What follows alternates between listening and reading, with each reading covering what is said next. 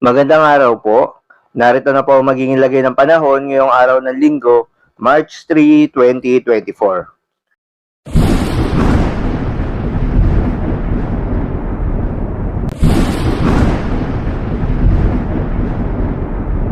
Sa kasalukuyan nga at ayon sa pag-asa, Northeast monsoon o hanging amihan pa rin yung patuloy na umiiral sa bahagi ng Northern Luzon. Habang easterlies naman o yung mainit na hangin galing sa karagatang Pasipiko ang patuloy namang umiiral sa nalalabing bahagi ng ating bansa. Magandang balita naman dahil ayon sa pag-asa ay walang binabantayan na low pressure area o bagyo sa loob at labas ng ating Philippine Area of Responsibility na maaaring makaapekto sa ating bansa. Para naman sa lagay ng panahon ngayong araw ng Linggo dito sa Luzon, asahan sa Northern Luzon ang patuloy na epekto nitong Northeast Monsoon o hanging amihan.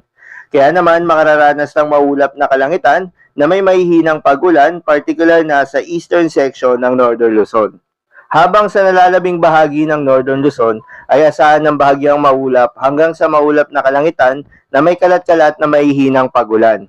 At sa nalalabing bahagi ng Luzon kasama ng Metro Manila ay asahan ng maganda at maliwalas na panahon, ngunit asahan rin ang malinsangan na panahon. Para naman sa Visayas at Mindanao, asahan rin ang maganda at maliwalas na panahon, asahan rin ang maalinsangan na panahon na may mga tsansa ng mga kalat-kalat na mga pagulan, pagkidat at pagkulog, dulot yan ng easterlies at mga localized thunderstorms. Para naman sa lagay ng mga dagat baybayin, ayon sa pag-asa ay may nakataas na gale warning sa mga seaboards ng Northern Luzon, particular na sa Batanes, northern coast of Cagayan, including Babuyan Islands at Ilocos Norte. Dulot yan ng hanging amihan.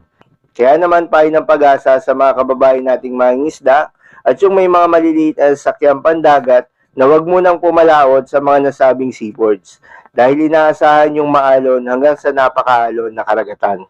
So yun lamang po para sa lagay ng panahon ngayong araw ng Linggo. Keep safe everyone.